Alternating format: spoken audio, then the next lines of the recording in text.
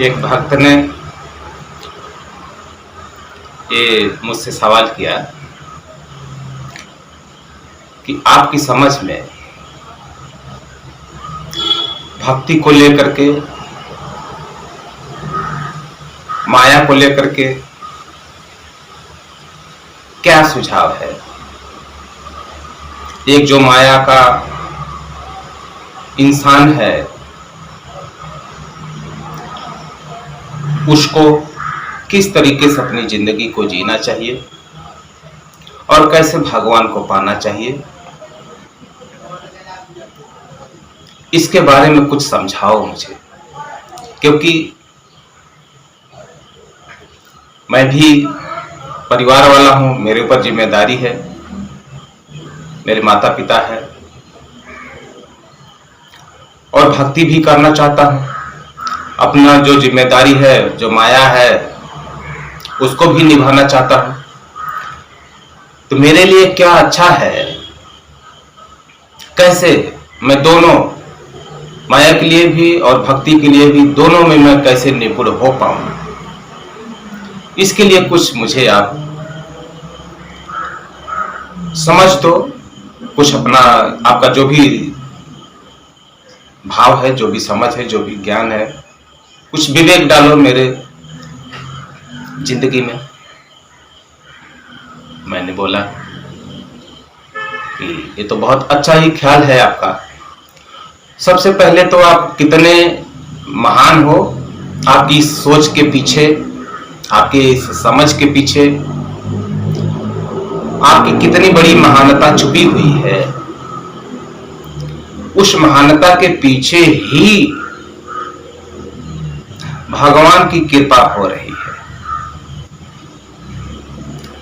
तो सबसे पहले आप यही समझने की कोशिश करो कि इस माया में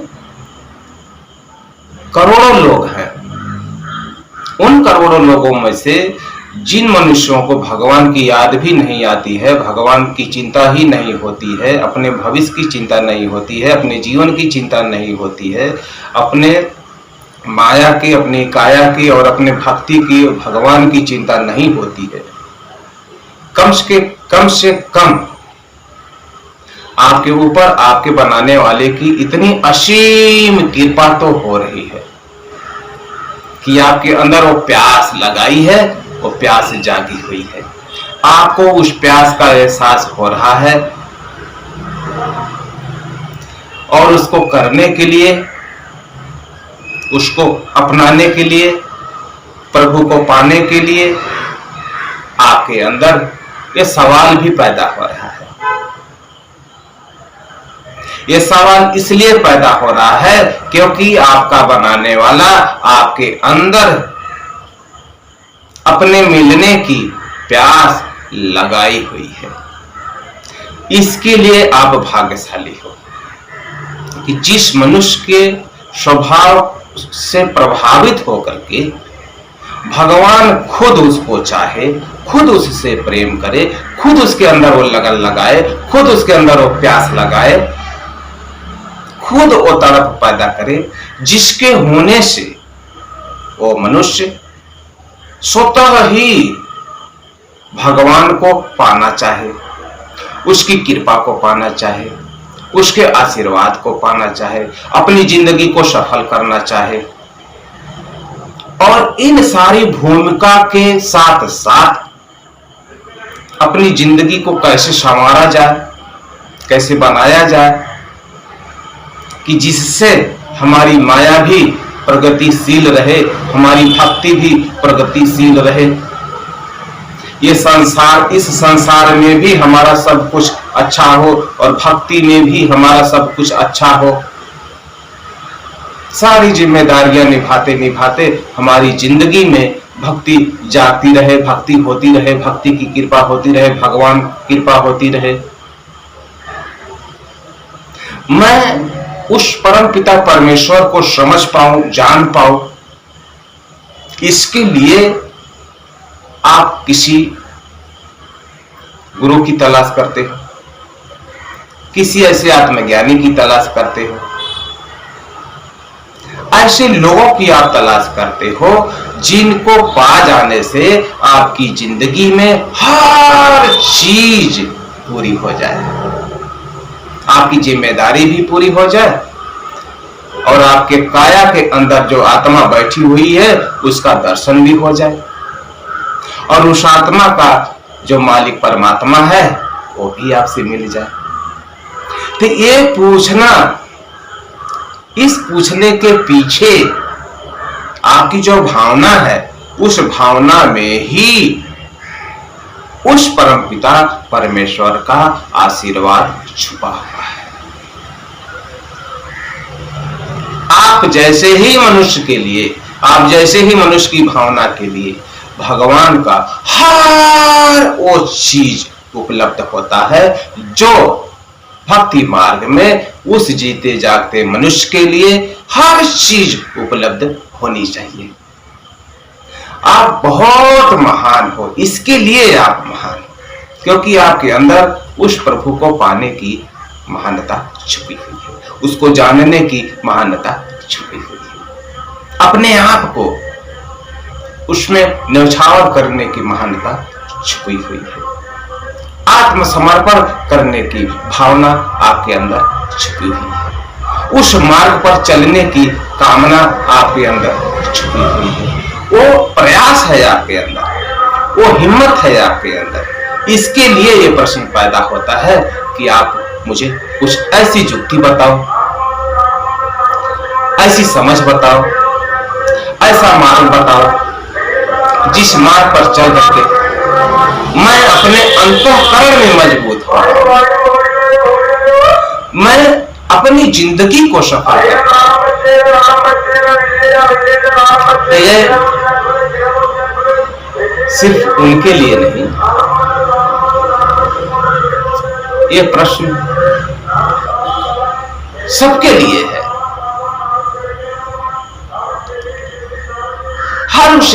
हर उस इंसान के लिए ये प्रश्न है जो भक्ति में उतरना चाहता है, भक्ति करना चाहता है, भगवान को पाना चाहता है, अपनी जिंदगी को सफल करना चाहता है, जीती जागती जिंदगी में जो स्वयं का अनुभव करना चाहता है, स्वयं से स्वयं में डूब करके अपनी आत्मा का पहचान करना चाहता है। तो वो मनुष्य, वो भक्त कितना सौभाग्यशाली होता है जिस भक्त की भावना को देख करके भगवान ने ऐसे ही सदगुरु का, ऐसे संत का, ऐसी महान आत्माओं का संजोग कराता है, मेल कराता है और ऐसे सत्संग की कृपा में शब्द रूपी बूंद जब भक्त के अंदर टपकता है, गिरता है, तो भगवान की कृपा रूपी बारिश उसके हृदय में उतरती है।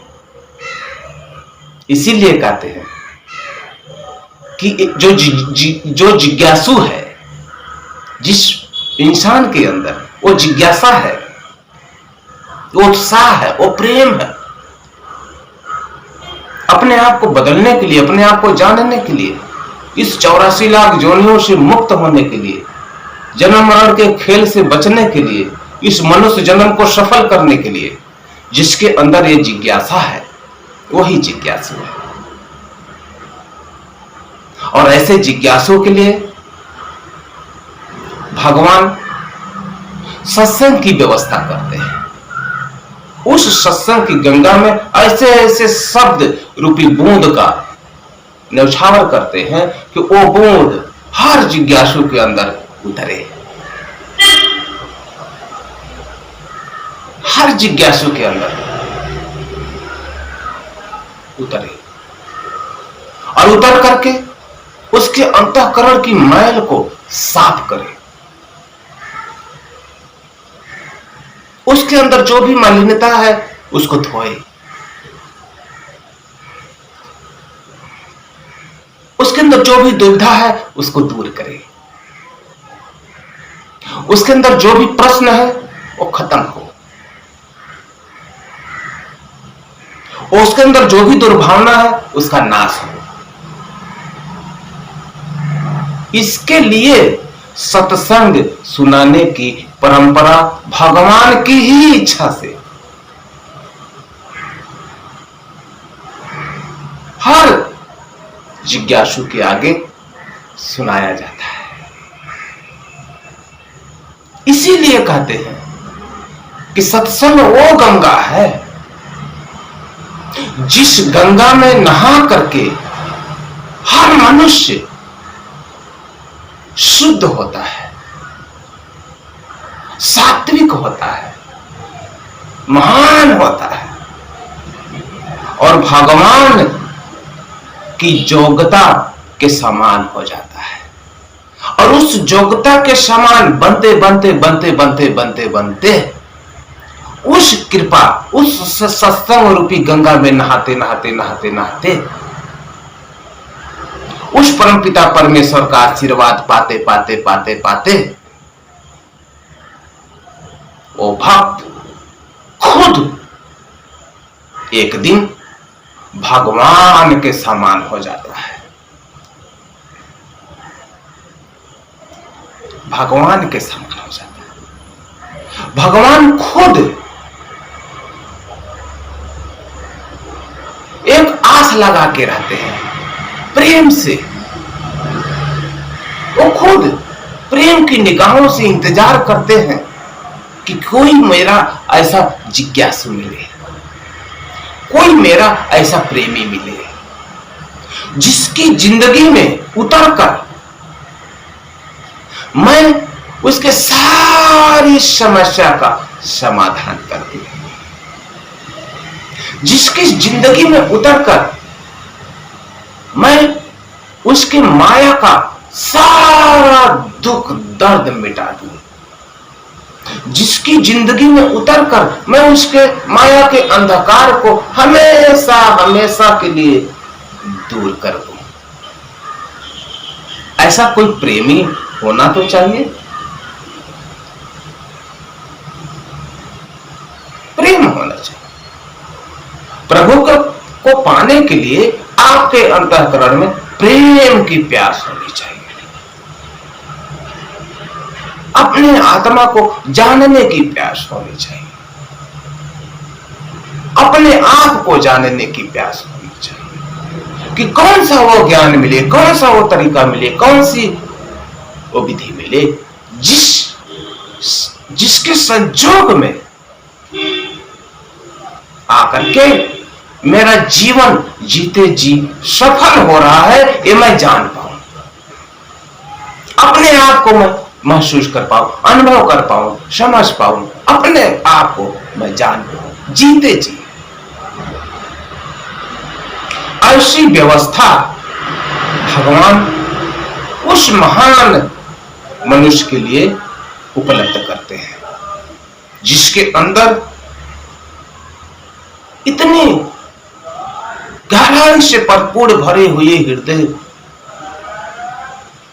से वो आवाज निकलती है कि प्रभु मेरा मार्गदर्शन करो, मेरे ऊपर कृपा करो। तो भगवान के पास दो तरह के लोग आते हैं, ये भी समझ लो। एक भक्त वो आता है और इसलिए भक्ति करना चाहता है कि उसकी माया में जो जो जरूरतें हैं वो सब पूरी हो। उसके भक्ति करने का लक्ष्य यही है कि उसकी माया की सारी जरूरतें पूरी हो। तो भगवान उसके लिए क्या कह रहे हैं? हे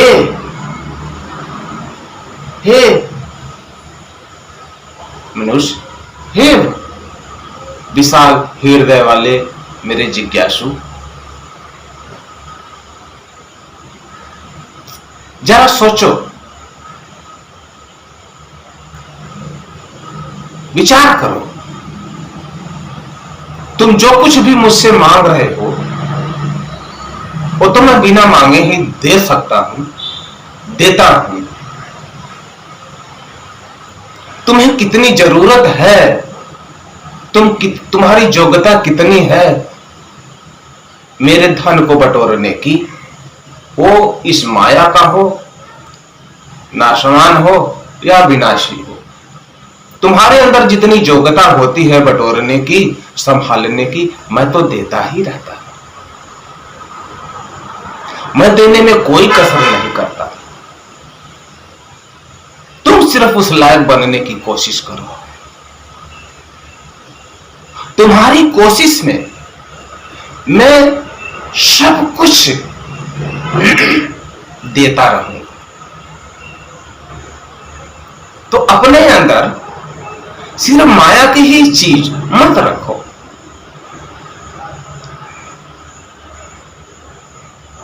सिर्फ माया की ही चीज मत रखो, क्योंकि माया की जो चीजें मांगोगे और माया की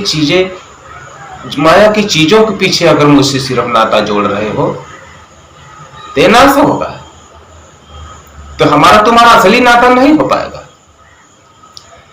तो सबसे अच्छा भक्ति का स्वभाव, सब भक्ति का भाव ये है कि तुम माया में रहते हुए अविनाशी भक्ति करो, अविनाशी भावना रखो, अविनाशी चाहत रखो, ऐसी सुख शांति आनंद की इच्छा रखो जो कभी भी नाश ना हो। वो मुझे अच्छा लगता है। वो समझ रखो अपने अंदर,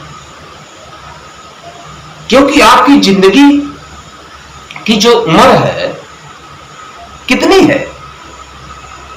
50 साल, 100 साल, 150 साल, 200 साल।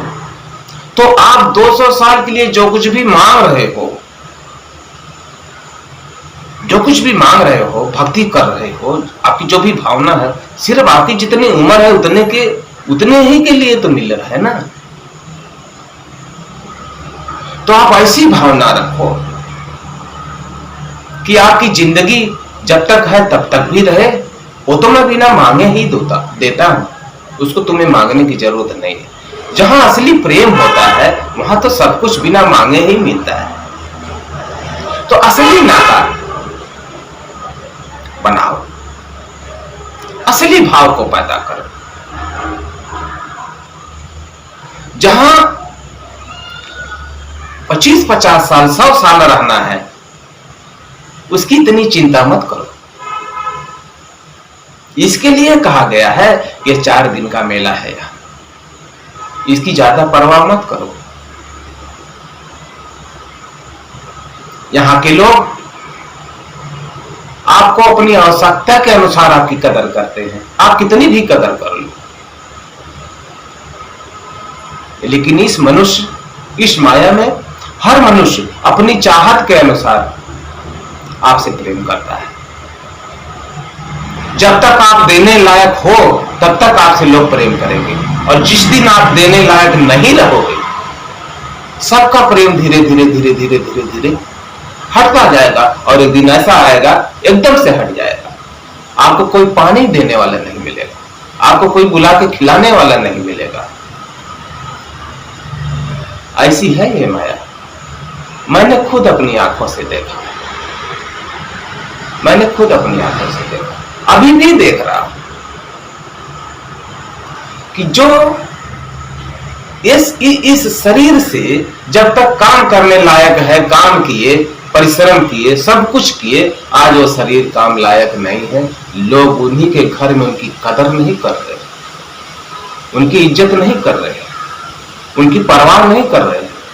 वो कब खाएंगे, कब सोएंगे, कब जागेंगे, क्या चाहिए क्या नहीं चाहिए, कोई चिंता नहीं है।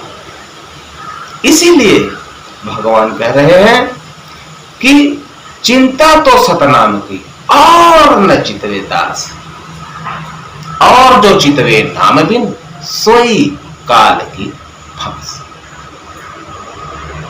चिंता उसकी करो।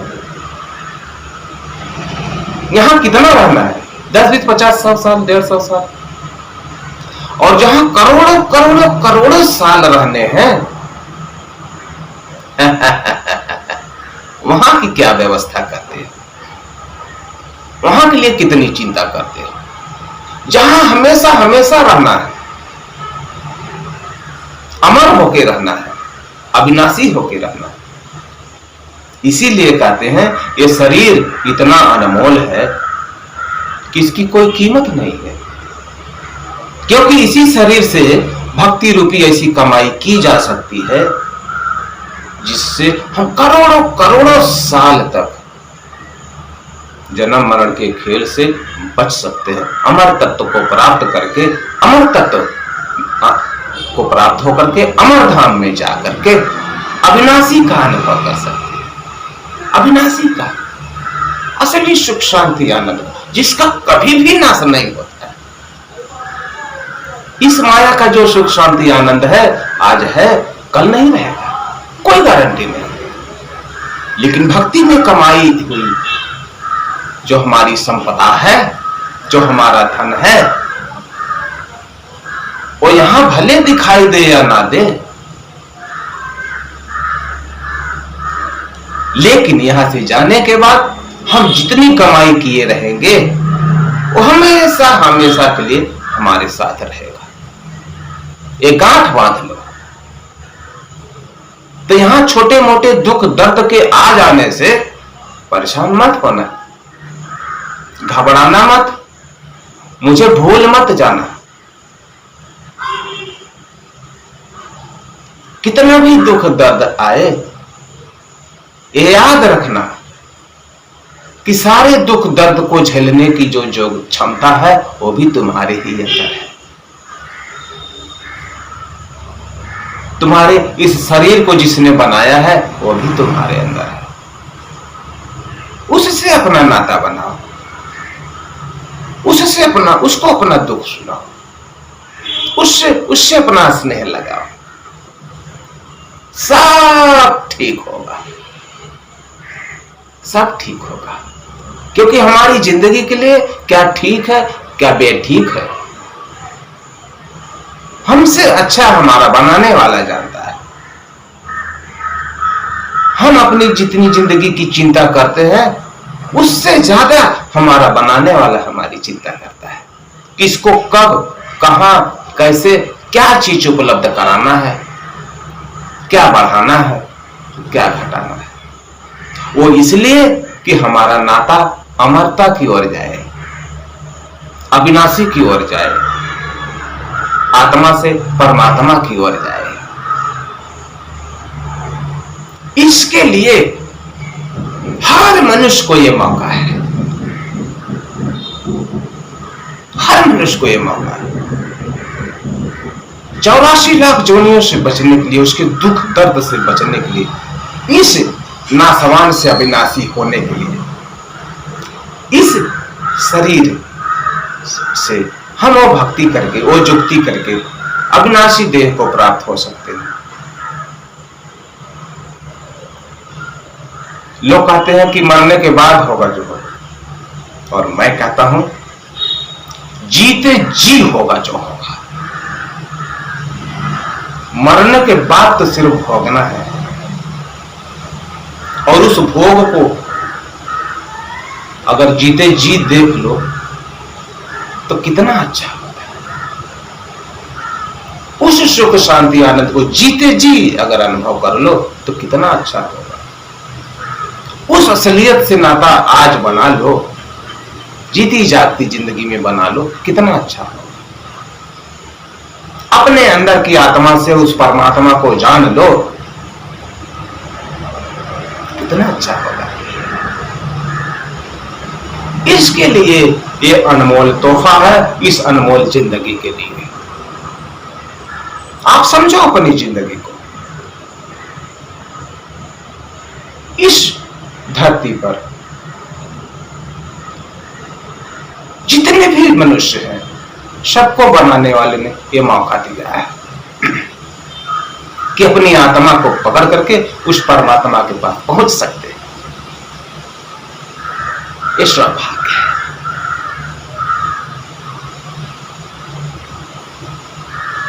तो इस सौभाग्य को अपनाओ, अपने आप को भक्ति में लगाओ, अपनी आत्मा को जानो, अपनी आत्मा को जान करके उस परमात्मा को जानो, उसको पाओ। उसी में एक कल्याण है, उसी में आनंद है, उसी में प्रेम है। उसकी कृपा को जीते जी जानो, अनुभव करो, महसूस करो और अपनी जिंदगी का आनंद लो। तो आप विचार करो, अपनी जिंदगी के बारे में चिंता करो, जो आपको बनाया है उसके बारे में चिंता करो, जो पूरे ब्रह्मांड को बनाया है उसके बारे में चिंता करो। इसके लिए ये मौका है, ये मौका बार बार नहीं मिलेगा। मनुष्य जन्म बार बार नहीं मिलता है। 84 लाख जोनियों को भोगने के बाद एक बार ये मौका मिला है और ऐसे ही मिलता रहेगा। तो फिर से आप भक्ति करके अविनाशी होना चाहते हो या सिर्फ माया का होकर के रहना चाहते हो और माया के ही दुख दर्द को भोगना चाहते हो, माया के ही 84 लाख जोनियों में आना जाना चाहते हो? फैसला आपका। किस ओर जाना है, फैसला आपका। कैसे रहना है, फैसला आपका। क्या करना है, ये भी फैसला आपका। इंतजार करने वाला इंतजार कर रहा है, वो आपके फैसले का इंतजार कर रहा है। आप जो फैसला लोगे, आपके फैसले के अनुसार आपके ऊपर कृपा होगी, आपको उसका साथ मिलेगा, उसका आशीर्वाद मिलेगा, उसकी कृपा मिलेगी। इसमें कोई संशय नहीं। आप उस आशीर्वाद के लायक बनो तो, आप उस प्रेम के लायक बनो तो सब कुछ उन्हें छावर कर देगा। तो आप लोग समझो, विचार करो और अपनी जिंदगी को सफल करो। इसी उम्मीद से मैं आया। मैं अपनी जिंदगी को सफल कर रहा हूं, उस अनुभव को, उस सुख शांति आनंद का मैं अनुभव कर रहा हूं, उस कृपा में हूं, उस आशीर्वाद को पा रहा हूं। इसीलिए मैं ये सुना रहा हूं कि माया के रहस्य को और उस अमरता के रहस्य को मैं जान चुका और जान रहा हूं और जानने की कोशिश कर रहा हूं। प्रभुता को इसीलिए अथाह कहा गया है कि उसको जितना जानो उतना ही कम लगता है। उसकी पूरी होने की कोई सीमा समझ में नहीं आती, इसके लिए अथाह कहा गया। जो जितना जानता है उतना ही और आगे दिखाई देता है। तो इसी के साथ आप सभी लोगों को मेरा ये सुझाव था। इस प्रभु की दया से सत्संग मिला, आप लोग समझो और अपनी जिंदगी को सफल करो। आप सभी लोगों को मेरा बहुत बहुत दुआ, आशीर्वाद, धन्यवाद।